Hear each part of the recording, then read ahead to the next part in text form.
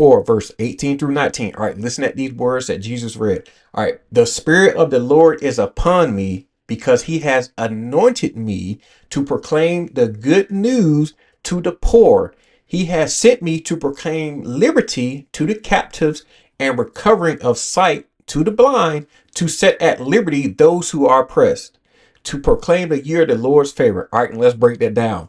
Okay, first line. He has anointed, right? I mean, he was chosen, he was set aside and consecrated for God's purpose to proclaim the good news. Okay, to those who are spiritually poor, right? So so don't get it confused. What I mean by spiritually poor is those who don't know God, whose treasure lies in this world, right? You can have all the money in the world, but still feel empty inside. That's why so many athletes and singers and all these other people who get all this money, they often talk about feeling empty is because you can't buy happiness and you can't buy love. And little do they know, they are looking for God. They just don't know it yet. You see what I'm saying? Nobody in their camp around them has told them, but that's what they're looking for. So the thing about it is we got to make sure that we're storing up our treasures in heaven. Listen to this.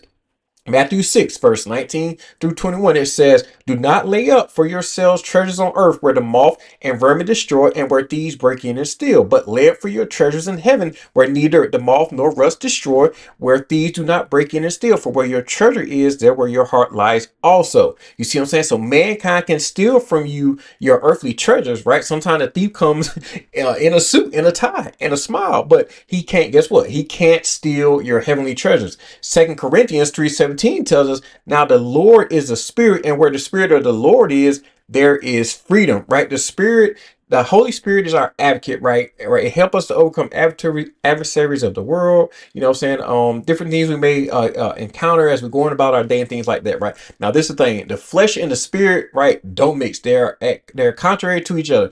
Like oil and water. What one desire, the other desires the opposite. You see what I'm saying? So, like Jesus was sent to proclaim the liberty and set the captives free, right? And recovering the sight to the blind and to set at liberty those who are oppressed. Now, what do you mean by the oppressed is like those who are oppressed by demons. And can you see when he was going about his ministry, he was doing healing signs and wonders, right? Healing people from their injuries and things like that. Now, 2 Corinthians 3:16 says, but when one turns to the Lord, the veil is removed. But when you are outside the Lord, right, you lean on your own understanding, right, the veil is over your eyes. You can't see the errors of your ways or the error of those around you, right, because you're spiritually blind. But little do you know is it could be contribute to how you're living your life. You see what I'm saying? So sin keeps you blinded, but Jesus sets us free from that, right? But the oppression can be spiritual or physical. But when you turn to God, that veil is removed. God bless everybody.